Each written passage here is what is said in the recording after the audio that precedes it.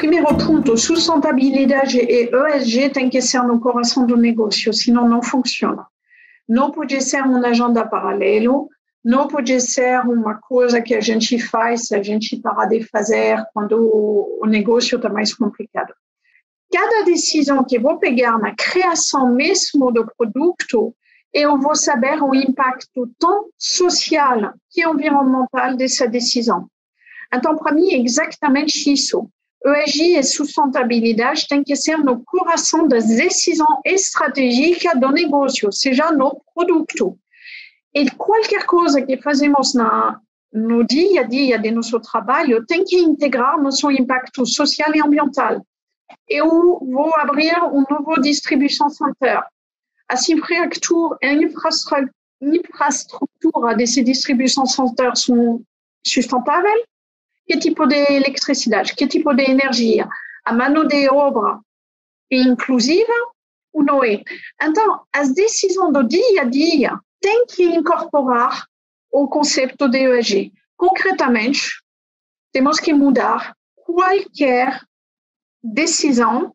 Não deve ser só guiado por a performance econômica, mas deve ser guiado por a performance econômica, a satisfação do cliente, mas bem além, para a contribuição que nossa decisão vai fazer para a sociedade e para a natureza. Que a gente tem que acelerar nossa transição energética, mas não só isso.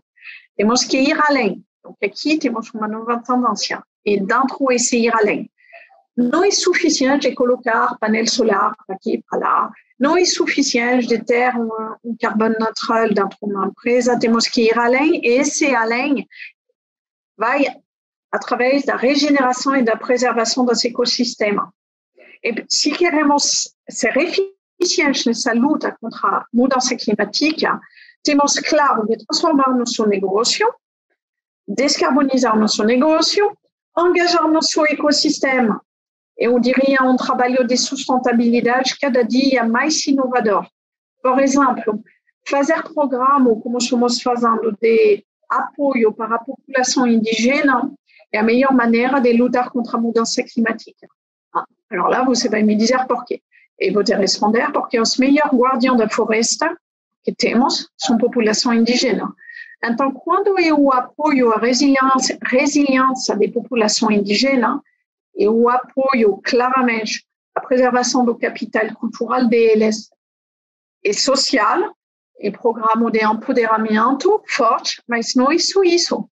É também uma maneira de reforçar a proteção do meio ambiente, de reforçar a preservação e a regeneração dos ecossistemas, porque apoiando os guardiões da floresta, você apoia também a floresta. Além disso, quando a gente faz parte do sector privado, tem um monte de poder, a gente tem também um monte de dever. Um monte de dever e devemos contribuir para nossa sociedade. E, de facto, temos, sim, que se engajar na luta contra a pobreza, promover a diversidade e deixar ninguém para trás. E isso também é lá para ficar. Não tem grande sociedade que funciona se tem grande desigualdade. Tem um caminho extremamente interessante sobre um empoderamento de liderança feminina, mas também um empoderamento de mulheres nas comunidades e tudo isso.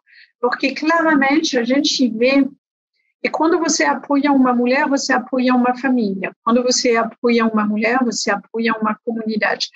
Tem o poder do feminino que é extremamente forte.